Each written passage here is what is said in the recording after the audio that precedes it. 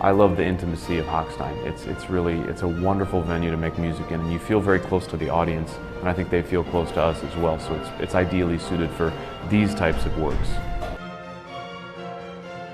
The 40th Symphony is one of my favorites because it's got a tremendous amount of character. It's very different from a lot of his other symphonies. I mean, he wrote 41, and for me the late symphonies are much more profound.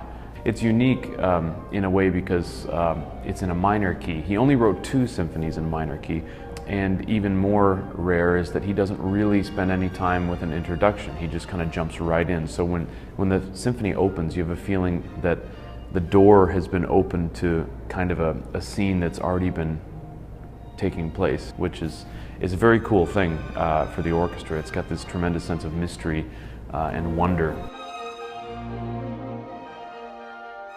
Schubert was a contemporary of Beethoven, so just a little bit later than Haydn and Mozart, but he was very much part of that, that school, that style, the high first period of Viennese classical music.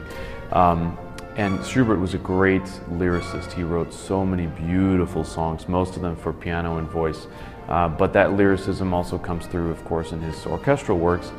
And putting Schubert's Fifth on the program with Mozart 40 is great because Schubert was actually inspired by Mozart's 40th Symphony when he was writing the Fifth Symphony. So there's a lot of links that will be, I think, pretty obvious and apparent to our audience as they listen to them. So Prokofiev was, of course, a 20th century composer, Russian composer, so chronologically it's very different from Mozart and Schubert, but part of Prokofiev's inspiration in writing his first symphony, which he called the classical symphony, was that style of Haydn, Mozart, Schubert. More Haydn than Mozart and Schubert, but it was a big part of his studies when he was working as a composition student, so he wanted to kind of pay homage to that style, which is why he called it the classical symphony. It has a purity of form that is definitely linked, especially to Haydn, and that comes across, but Prokofiev being Prokofiev, it still is full of personality, and there's no question that it was written by Prokofiev.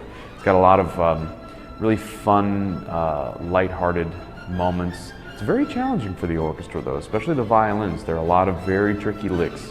Even though it's kind of in the same vein as the Mozart and the Schubert, it's kind of, this concert is kind of a look at the symphony through 3 very different perspectives.